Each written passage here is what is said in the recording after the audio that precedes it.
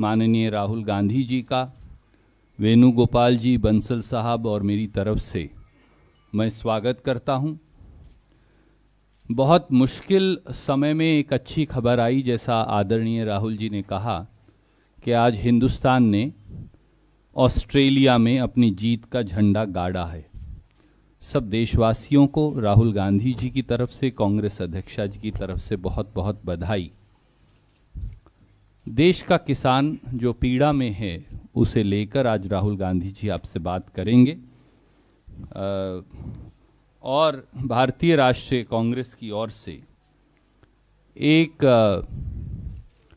किसान की पीड़ा को लेकर एक पुस्तिका जो सर्कुलेट की जाएगी, मैं सबसे पहले आदरणीय राहुल गांधी जी से और संगठन महासचिव प्रभारी और हमारे कोषाध्यक्ष जी से अनुरोध करूंगा कि पहले वो बुक रिलीज कर दें और उसके बाद राहुल जी आपसे बात करेंगे। आदरणीय राहुल जी, 2 मिनट हो जाए।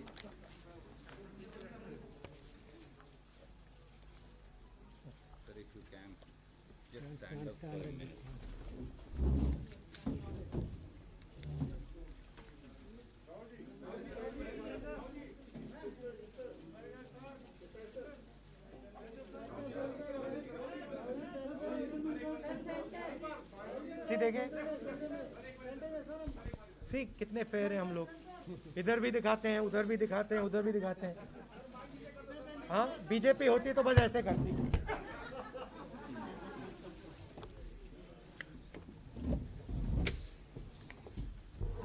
आदरणीय साथियों, बगैर किसी विलंब के मैं अनुरोध करूंगा कि आदरणीय राहुल गांधी जी आपसे बात करेंगे।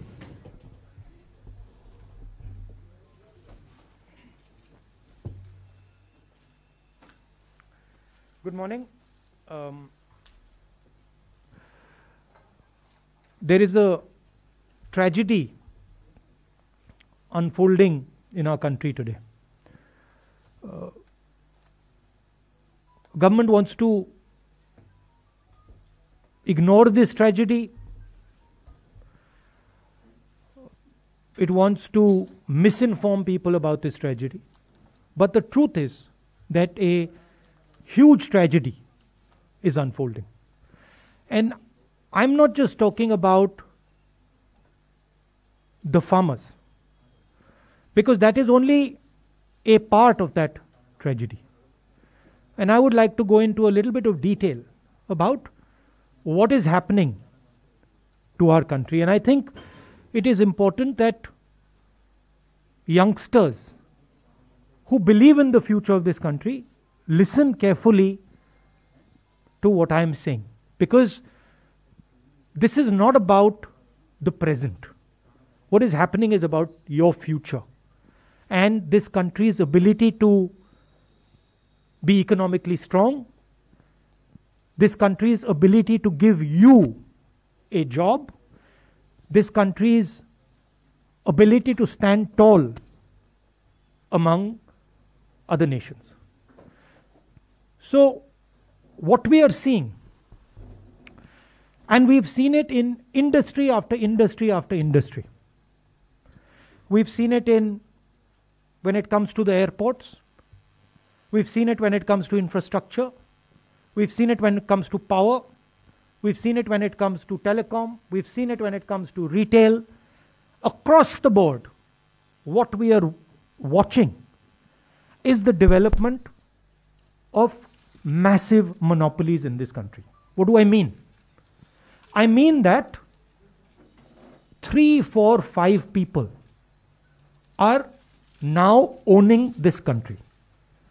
This country is now owned by a limited, small group of people who I term as crony capitalists, who have a close relationship with the Prime Minister and who provide the Prime Minister with media support.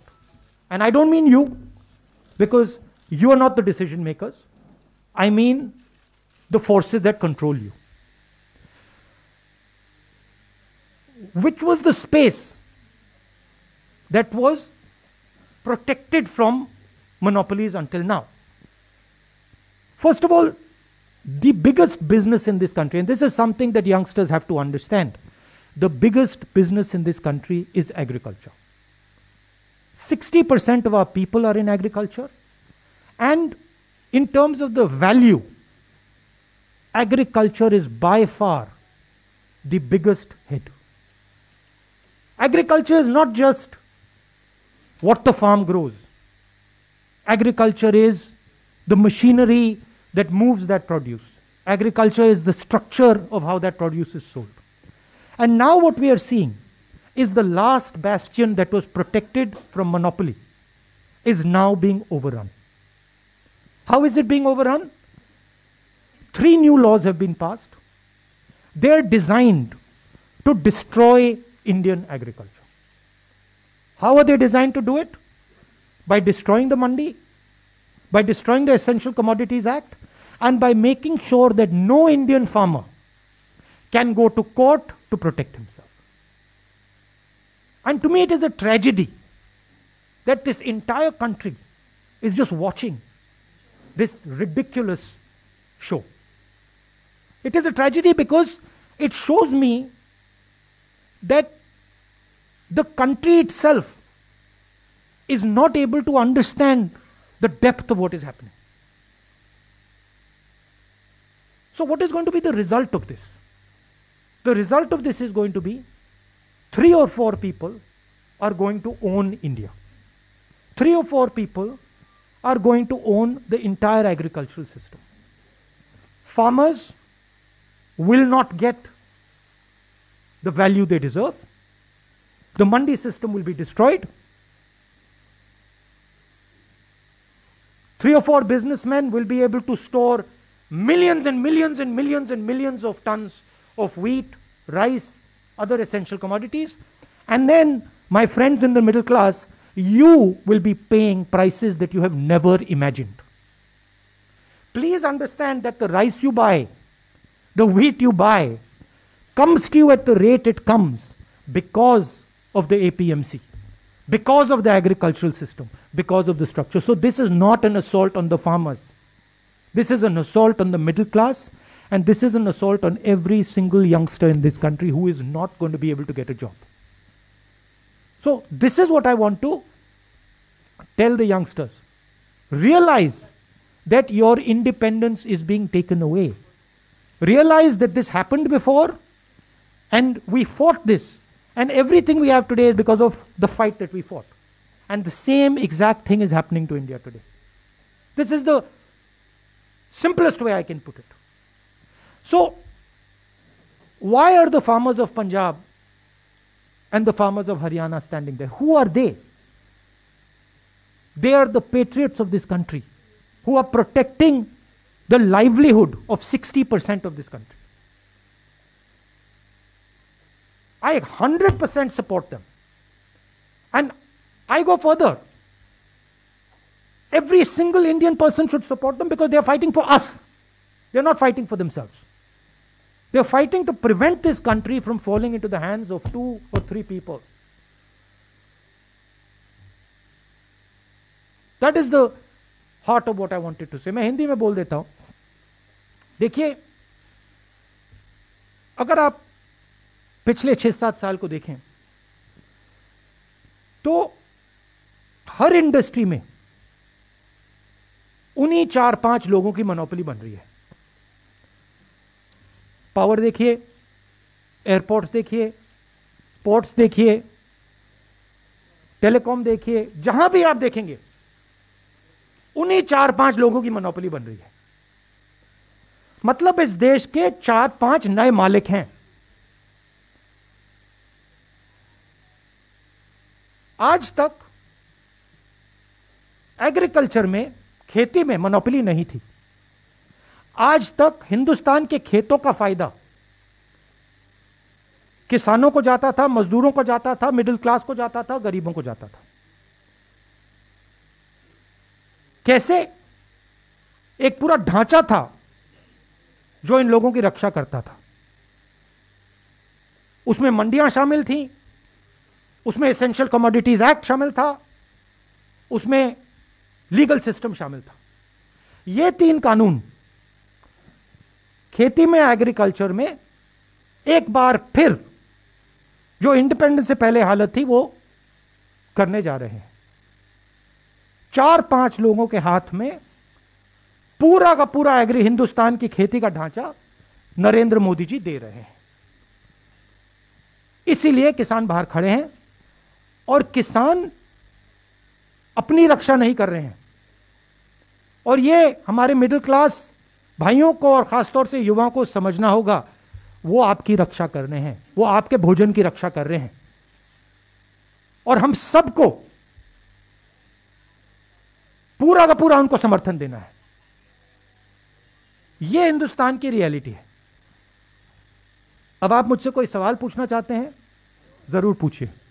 we'll take questions। देखिए, एक बात है, ये जो press conference है ये मैं किसान भाइयों के लिए कर रहा हूं, तो ब्रॉडली मैं आपके जवाब दूंगा, मगर डिस्ट्रैक्ट करने की आप कोशिश मत कीजिए। We'll go one by one. Let's go with Sanjeev from PTI. I'll come to you, ma'am. I've noted it. As you know, there is a deadlock currently over the issue of farmers. Both the government and the farmers sticking to their stance. So, where do you think lies the solution to this issue? And do you think convening an all-party meeting would be a... There is no deadlock. You have to understand what is going on. There is no deadlock. The government believes that they can tire out the farmers.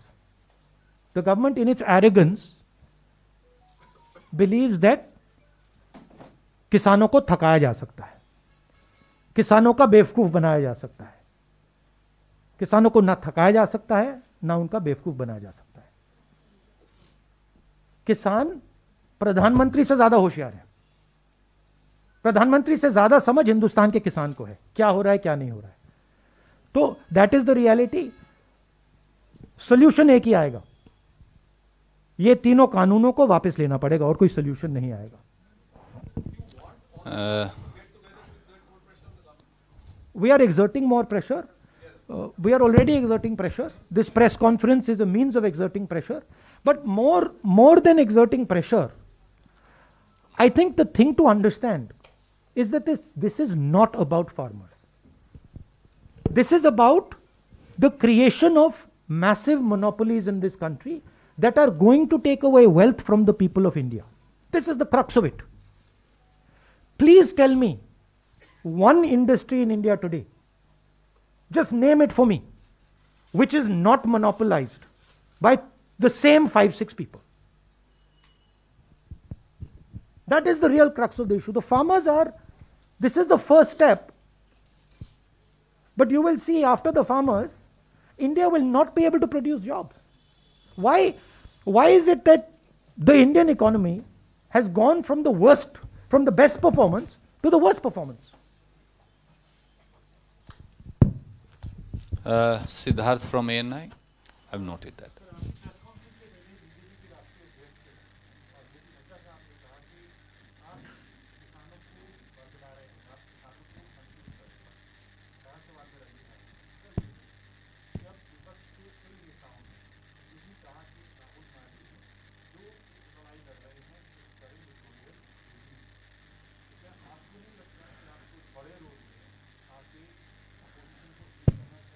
अभी मुझे, हाँ, ये attempted distraction है, ये अभी full distraction नहीं है, attempted distraction है, बट ठीक है। हाँ, देखिए, जो उनके दिल में है वो मेरे बारे में कहते हैं।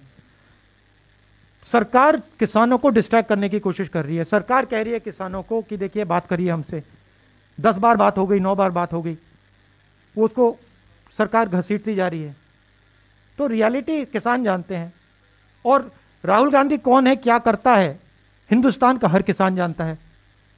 किसान जानता है भट्टा परसौल में नड्डा जी नहीं खड़े थे, मैंने तो उनको नहीं देखा। लैंड एक्विजिशन समय नड्डा जी तो नहीं खड़े थे, मोदी जी तो नहीं खड़े थे, राहुल गांधी खड़ा था। तो जब किसान की जमीन का मामला था, वहां पे कांग्रेस खड़ी थी। जब किसानों के कर्जा माफ करने की बात आई थी, वहां कांग्रेस खड़ी थी। नड्डा जी कहां थे? मुझे तो नहीं दिखे। Thank you. Can we go to ABP Ashish? और ये मैं आपको एक और बात बता देता हूं, देखिए मेरा कैरेक्टर है, मैं ना नरेंद्र मोदी से ना इन लोगों से डरता हूं, मुझे कोई फर्क नहीं पड़ता, ठीक है। मैं साफ सुथरा आदमी हूं, मुझे ये छू नहीं सकते, बात समझिए।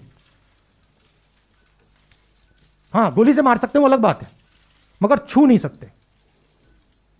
और मैं देशभक्त हूं, मैं अपने देश की रक्षा करता हूं, ठीक है।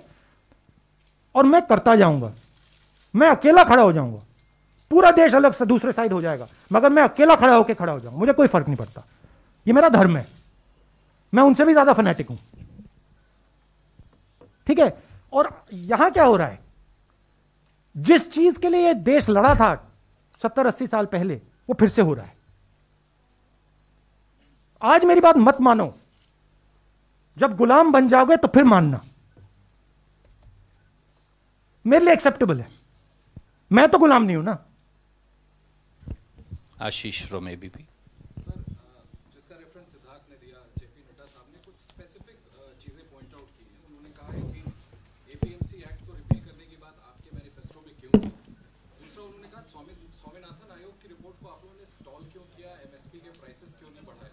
ये उनके स्पेसिफिक क्वेश्चंस हैं। इसके अलावा मैं ऐड ऑन करना चाहता हूँ सर, क्योंकि आज सुबह सुबह आपने भी ट्वीट किया था, जेपी नड्डा साहब ने आपसे चाइना वाले इशू पर भी सवाल पूछा है कि आप क्यों ये क्वेश्चन रेज कर रहे हैं, जबकि ये सभी ने पंडित नेहरू के जमाने में चाइना ने कब्जा। ये क्या जेपी नड्डा मेरे प्रोफेसर हैं क्या, कि मैं इनको जवाब देता जाऊं? कि कौन है ये? क्या ये हिंदुस्तान के प्रोफेसर हैं, टीचर हैं क्या? उनका क्यों जवाब दूं मैं? कौन होते हैं वो?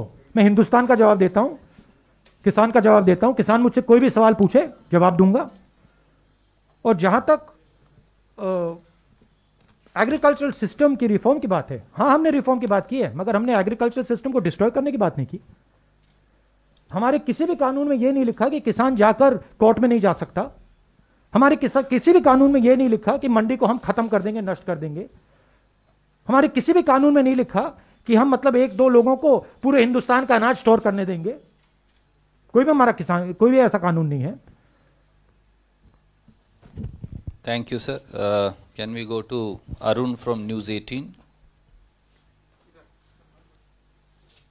आई will come to you ma'am. Rahul ji, 8-9 दौर की 10 दौर की बातचीत हो चुकी सरकार के बीच और किसानों के बीच। सरकार ये उम्मीद कर रही है कि कभी तो बीच का कोई रास्ता निकल जाए, ताकि हमारी भी फेस सेविंग हो जाए और किसानों की बात भी रह जाए। अब संसद का सत्र आने वाला है, क्या कांग्रेस पार्टी संसद के अंदर तीनों कानून को खत्म करने से कुछ भी कम पर मान सकती है, या खत्म करने के बाद नहीं, देखिए, सॉरी, खत्म कर दिया, डिस्ट्रैक्शन वाला, ठीक है, उसको आप बाद में बोल देना, पहले इसको मैनेज करता हूं। देखिए, ये एक प्रोसेस है। ये जो 3 कानून है, ये प्रोसेस के एक भाग है। प्रोसेस क्या थी? Process Bhatta Parsaul, process land acquisition, process कि नरेंद्र मोदी जी ने कहा मैं बोनस नहीं दूंगा, एमएसपी में सही पैसा नहीं देना। आस्ते आस्ते आस्ते आस्ते नरेंद्र मोदी जी, बीजेपी किसान को कमजोर करने की कोशिश कर रहे हैं। एक बार किसान कमजोर हो गया तो फिर वो लड़ ही नहीं पाएगा। तो ये जो 3 कानून है, ये एक प्रोसेस है, ये यहां नहीं रुकने वाले। इनका लक्ष्य है कि हिंदुस्तान के किसान को ये खत्म करना चाहते हैं। और ये जो पूरा एग्रीकल्चरल सिस्टम है, ये अपने 3-4 मित्रों को देना चाहते हैं। ये रियलिटी है। और हमारा काम हिंदुस्तान का जो किसान है उसका प्रोटेक्शन करना है। तो इस स्पेसिफिक इंस्टेंस में ये 3 कानूनों को रद्द करना ही पड़ेगा। कांग्रेस पार्टी की पोजीशन है, किसानों की पोजीशन है। मगर आप यह मत सोचिए कि अगर ये 3 कानून रद्द हो गए, नरेंद्र मोदी वहां रुकेंगे। वो नहीं रुकने वाले। वो हिंदुस्तान के एग्रीकल्चरल सिस्टम को 3-4 लोगों के हाथ में करना ही चाहते हैं और हमें उनको रोकना है। नहीं, वो डिस्ट्रैक्शन वाला विल नो। अब मैं आपके पास वापस आऊंगा। पूछ लो, फिर मैं वापस आ जाऊंगा। I will come to you. Sanjay Mishra ji from जागरण।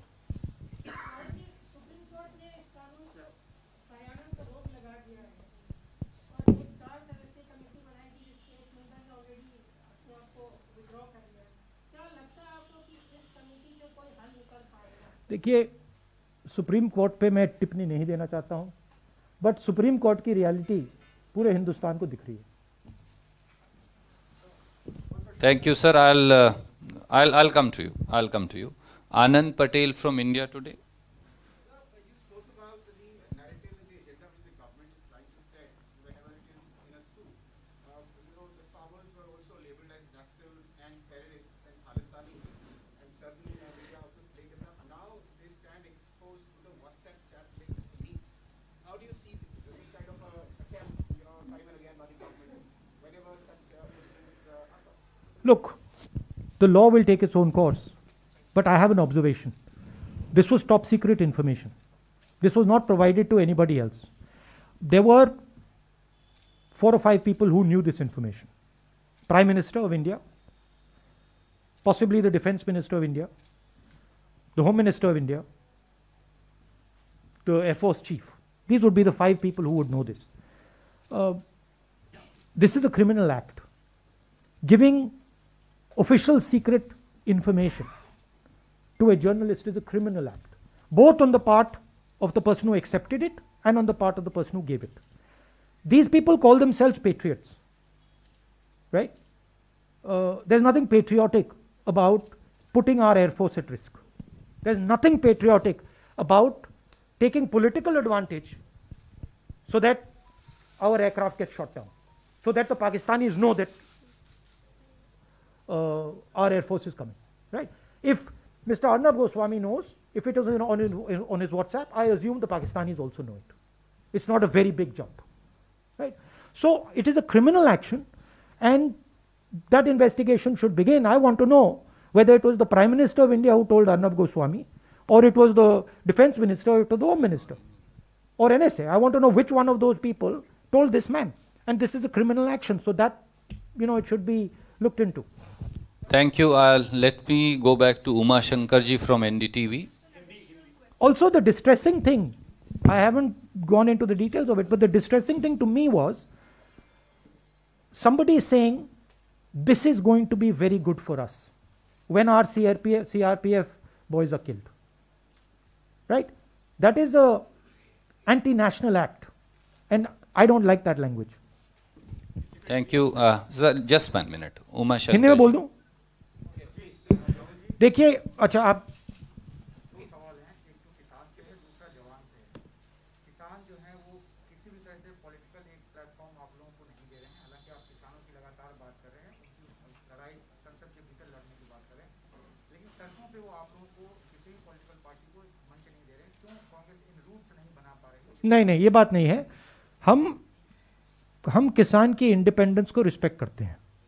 ये हम बात एक्सेप्ट करते हैं कि ये किसानों का आंदोलन है, और हम उनकी जो स्पेस है, उनकी जो जगह है, उसकी इज्जत करते हैं, उसका आदर करते हैं, उसका रिस्पेक्ट करते हैं. ये रियलिटी है. ये प्रेस कॉन्फ्रेंस किसानों को मदद करने का प्रेस कॉन्फ्रेंस है. मैं यहां आया हूं, मैंने कल भी बोला, तो हम मदद कर रहे हैं, हम प्रेस के थ्रू मदद कर रहे हैं, हम स्टेटमेंट्स के थ्रू मदद कर रहे हैं, मगर हम उनका आदर भी करते हैं. Thank you.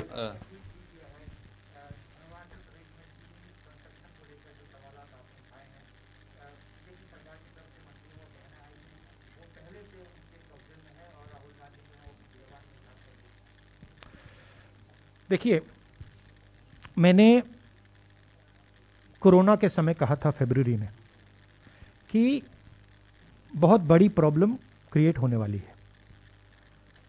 आप में से लोगों ने मजाक उड़ाया, ठीक है. आप में से लोगों ने कहा कि देखो राहुल गांधी क्या बोल रहा है. शब्द था फियर मॉन्गरिंग.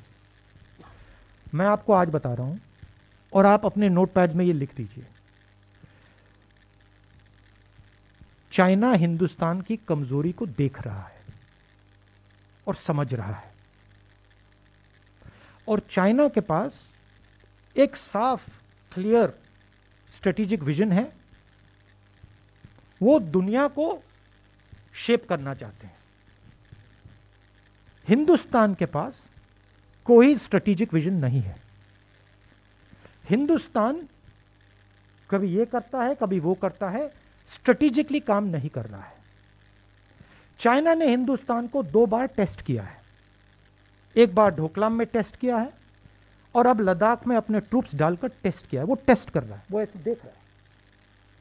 और मैं आपको बता रहा हूं कि अगर चाइना को क्लियर मैसेज हिंदुस्तान ने नहीं दिया, अगर हिंदुस्तान ने क्लियर अपने दिमाग में स्ट्रैटेजी नहीं बनाई, चाहे वो मिलिट्री स्ट्रैटेजी हो, चाहे वो इकोनॉमिक स्ट्रैटेजी हो, चाहे वो जियोपॉलिटिकल स्ट्रैटेजी हो, तो चाइना चुप नहीं बैठेगा।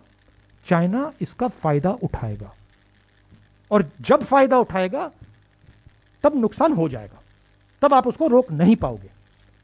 इसीलिए मैं रिपीट करता जा रहा हूं, मैं रेड फ्लैग रेज कर रहा हूं सरकार के लिए। आपके जमीन के अंदर आ गए हैं, आपको लगता है कि ये इसको आप तू मैं करके परे कर सकते हो। आपको लग रहा है कि आप इवेंट मैनेजमेंट के थ्रू इसको मैनेज कर सकते हो। आप गलत फहमी में हो। चाइना दूसरी चीज है। चाइना डोमिनेट करना चाहता है और वो सिस्टमैटिकली काम कर रहा है। आपके शब्दों से कुछ फर्क नहीं पड़ने वाला है। आप मेरे बारे में कुछ भी बोल दो, कुछ फर्क नहीं पड़ने वाला है। आपका काम हिंदुस्तान की रक्षा करने का है, आप नहीं कर रहे हो और उसका नतीजा हिंदुस्तान को देखने को मिलेगा। रियलिटी से नहीं हट सकते हैं। इसीलिए मैं वार्निंग दे रहा हूं कि देखिए, मैं ऑपोजिशन लीडर हूं, मेरा काम है, देखिए कोरोना आ रहा है, इकोनॉमिक डैमेज होगा, लोग मरेंगे, तैयारी कर लीजिए। उन्होंने कहा राहुल गांधी बकवास कर रहे हैं। आपने देख लिया, इकोनॉमी उड़ गई, रोजगार खत्म हो गया, मजदूर मर गए। क्यों? क्योंकि वो बस बातचीत करते रहते हैं। उनके माइंड में एक्चुअल वो एक्शन नहीं करना चाहते। और दुनिया डेंजरस रास्ते से निकल रही है। ट्रांजिशन पीरियड है, बदलाव का पीरियड है और जो हमारी नेशनल लीडरशिप है उसको सीरियसली लेना चाहिए। Thank you sir. Can I go back to Raman? देखिए, जैसे मैंने आपसे कहा कि फार्म लॉ एक इवेंट नहीं है, एक प्रोसेस है। पहले लैंड एक्विजिशन, भट्टा पर सॉल, प्रोसेस। चाइना एक इवेंट नहीं है, चाइना एक प्रोसेस है। और मैं स्टडी करता हूं, मैं सोच समझ के बोलता हूं। मैं आपको बता रहा हूं, बहुत डेंजरस सिचुएशन बन रही है। शुक्रिया। मैं क्या सब साथियों से अनुरोध करूं कि जैसा राहुल जी ने कहा था कि ये किसान मजदूर को लेकर पत्रकार वार्ता है, तो हम अपना प्रिंसिपल फोकस वहां रखेंगे। Raman from news 24। ये सर कम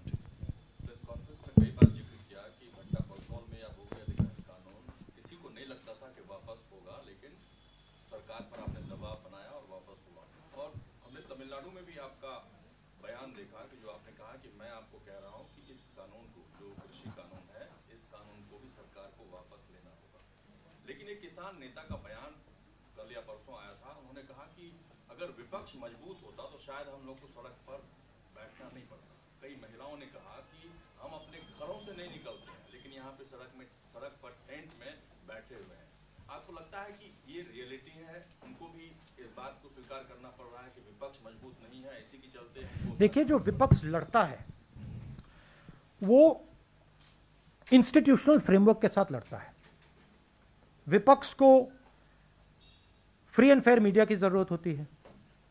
विपक्ष को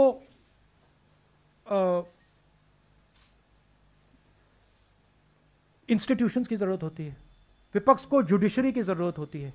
विपक्ष को पार्लियामेंट की जरूरत होती है। तो हर इंस्टीट्यूशन को इन लोगों ने कैप्चर कर रखा है।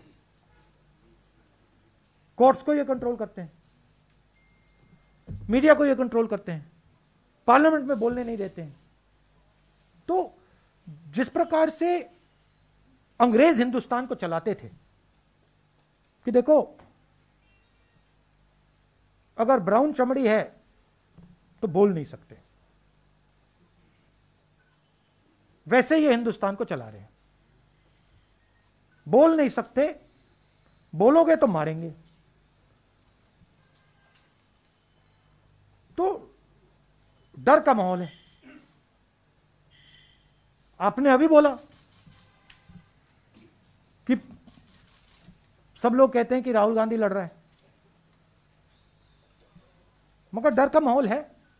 आप लोग जानते हो कि जो आपको रियलिटी दिख रही है आप नहीं कह पाते हो, आप मेरे पास आके कहते हो। तो ये हिंदुस्तान की रियलिटी है और इससे हम लड़ेंगे। Thank you sir. दोबारा फिर किसानों पर फोकस लाते हुए मौसमी फ्रॉम आज तक। राहुल, आपसे पूछना चाहते हैं, हम लोग सिंगू लगातार जा रहे हैं और वहाँ पे कई किसानों ने अपनी जान गंवाई है, उनको शहीद का दर्जा वहाँ पे दिया जा रहा है। पर अगर आप देखिए तो लगातार इस तरह की सरकार भी एफिडेविट कोर्ट में दे रही है कि खालिस्तानी एलिमेंट है और वहाँ पे ऐसे संगठन है जो देश को विभाजित करना चाहते हैं। इस तरह का एफिडेविट सुप्रीम कोर्ट में भी सरकार दे रही है। तो क्या आपको लगता है क्या अंजाम है इसका? और कई नेता सिंघू बॉर्डर पर गए, अरविंद केजरीवाल भी गए। अगर कांग्रेस से लड़ाई लड़ रही थी कि आपने मुनासिब नहीं समझा कि वहाँ जाना चाहिए? नहीं, वो तो मैंने आपको समझाया कि हम किसानों की जो का आंदोलन है उसको रिस्पेक्ट करना चाहते हैं। तो दैट इज द रीजन। देखिए, आपका पहला सवाल क्या था? सॉरी। कई किसान शहीद हुए हैं हाँ, वहाँ पे ठंड की वजह और खालिस्तानी। से हाँ, देखिए, गवर्नमेंट का अप्रोच है कि एटीट्यूड है कि हमें सब कुछ मालूम है और हमारे खिलाफ जो भी बोलता है वो एंटी नेशनल है, क्रिमिनल है। ये इनकी अप्रोच है। हम जो बोल रहे हैं, हमें प्रॉब्लम दिख रही है। कोरोना की हमें प्रॉब्लम दिखी, हमने बोला। गवर्नमेंट हमारा दुश्मन बना देती है। हमने चाइना की बात बोली, गवर्नमेंट हमारा दुश्मन बना देती है। बट हम वार्निंग सिग्नल दे रहे हैं। गवर्नमेंट को यह समझ नहीं आ रही है कि मान लो इन्होंने इन किसानों को दबा भी लिया, मामला वहां नहीं रुकने वाला। एनर्जी कहीं और से निकलेगी, युवाओं से निकलेगी, अनएम्प्लॉयड यंगस्टर से निकलेगी। तो हम वार्निंग दे रहे हैं कि देखिए, आपने हिंदुस्तान के किसानों पर आक्रमण किया है, यह आप मत कीजिए। आप इनकी शक्ति को नहीं पहचान रहे हैं। तो ये रियलिटी, इनकी अप्रोच ही गलत है। ये सीखना नहीं चाहते हैं, ये सोचना नहीं चाहते हैं, ये सिर्फ बोलना चाहते हैं। इनको सिखाया गया है, आरएसएस के लोग उनको सिखाते हैं कि देखो, ना तुम्हें सुनना है ना तुम्हें समझना है, तुम्हें बस बोलना है। और बोलने में ये टॉप ग्रेड है, बट सोचते नहीं है। और देश को चलाने के लिए बोलने से ज्यादा सोचने की जरूरत होती है। Thank you. I go one by one. Anoop Vajpayee ji from Amar Ujala. We should conclude now after one. Sir, one more question. Anup is there.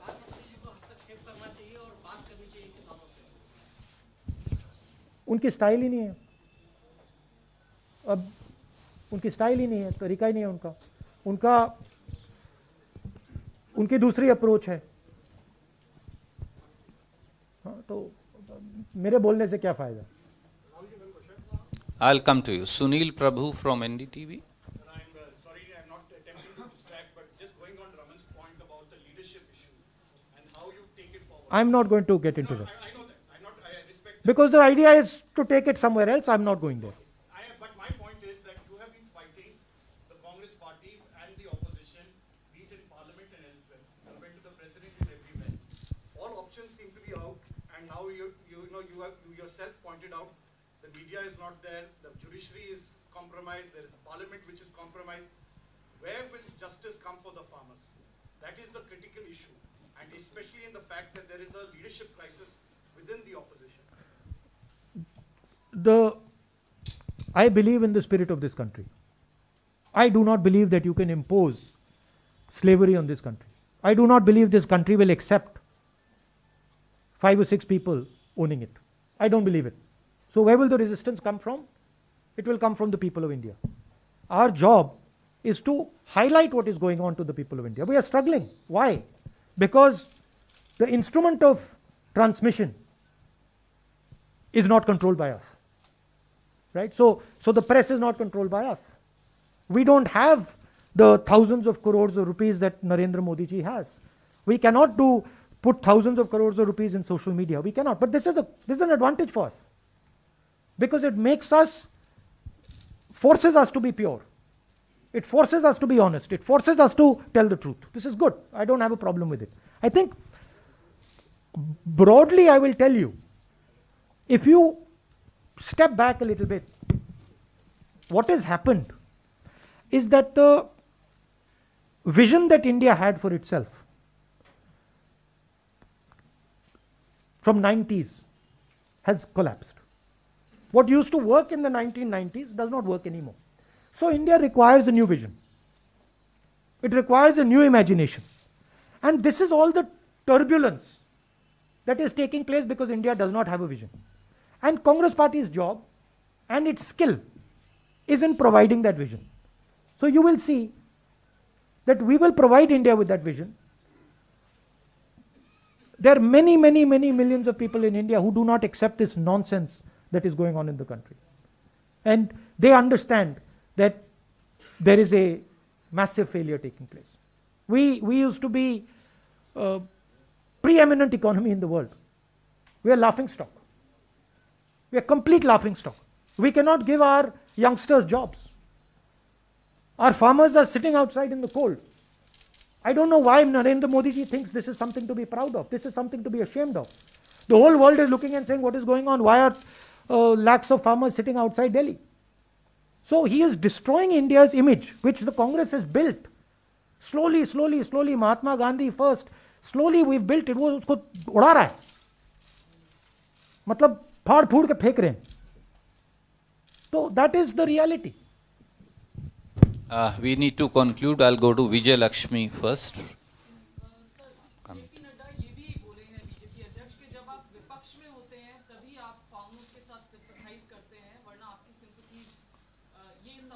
भट्टा परसोल में हम सरकार में थे. Please tell him to read the newspapers.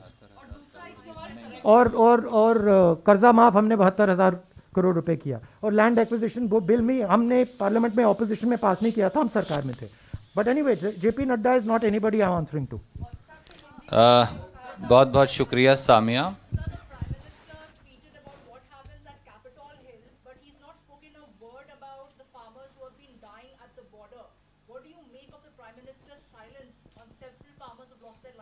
Well, I remember the Prime Minister saying, "Is bar Trump Sarkar."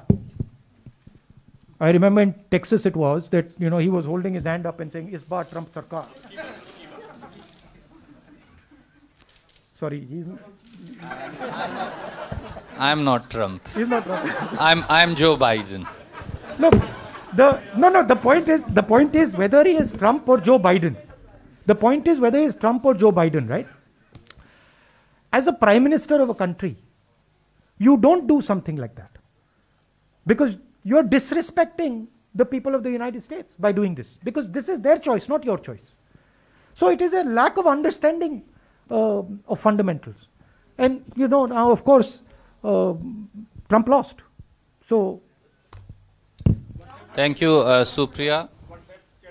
Hindi में बोलना था आपको. व्हाट्सएप की जो लीक्स हुए हैं नेशनल सिक्योरिटी अच्छा, हाँ. से जुड़े हैं, देश के चौथे स्तंभ पे सवाल कर रहे हैं. देखिए, not be booked as for treason and as a traitor because he's leaking classified information. वो किसको बुक करना है? वो जर्नलिस्ट को बुक करना है या उनको बुक करना है जिन्होंने इंफॉर्मेशन दिया, या दोनों को बुक करना है? दोनों को बुक करना पड़ेगा, क्योंकि इंफॉर्मेशन दिया भी किसी ने है और लिया भी किसी ने है. देखिए, एक जर्नलिस्ट को डिफेंस का सेंसिटिव इंफॉर्मेशन बालाकोट से पहले इंफॉर्मेशन दी जा रही है.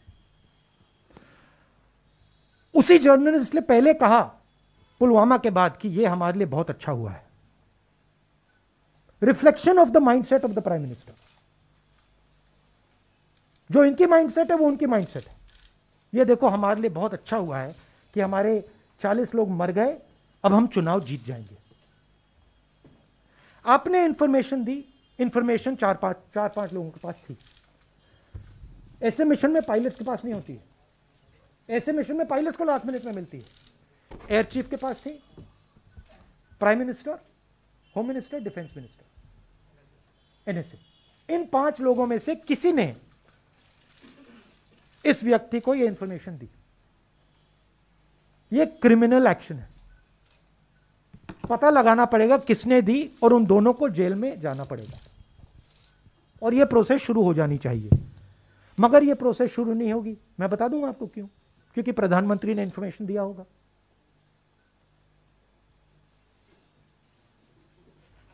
तो होगी नहीं, शायद बाद में हो।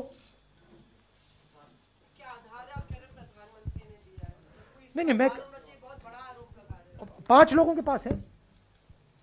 आपके पास इंफॉर्मेशन थी, आप तो नहीं दे सकती थी। Prime minister new, air chief new, NSA new, home minister new, defence minister new, 5 people new. Which one of इनमें 5 में से किसने दिया? तो दैट इज क्लियर कट, सीधी बात है। 1 second sir, last question Ranjita ji. Rahul, इस पूरे किसान आंदोलन के दौरान कई चीजें देखने को मिली, कई चीजें सुनने को मिली। एक जो चीज रही वो ये कि असली और नकली किसान। लगातार सरकार की तरफ से भी ये कहा गया कि नकली किसान है जो बाहर सड़क पर प्रदर्शन कर रहे हैं। क्या डेफिनेशन क्या है असली और नकली किसान की? You have to ask the professors, why you asking me? आप प्रोफेसर से पूछिए, नाडा जी से पूछिए। We can conclude. Thank you Thank you so much.